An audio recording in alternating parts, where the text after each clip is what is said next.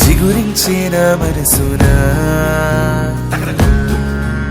ఎదురు చూసి చూసి అలసిపోయి ఉన్నామని మా చీకట్లు తరిమేసే వెలుగేదని అయ్యో నా బతుకు ఇంతేనేనా అంతేనా అనుకున్నా చీకట్లు చీల్చేసి మన కట్లు తెంచేసే మన కోసం వచ్చేసే రక్షకుడు ఆయేసే ఏదో ఈ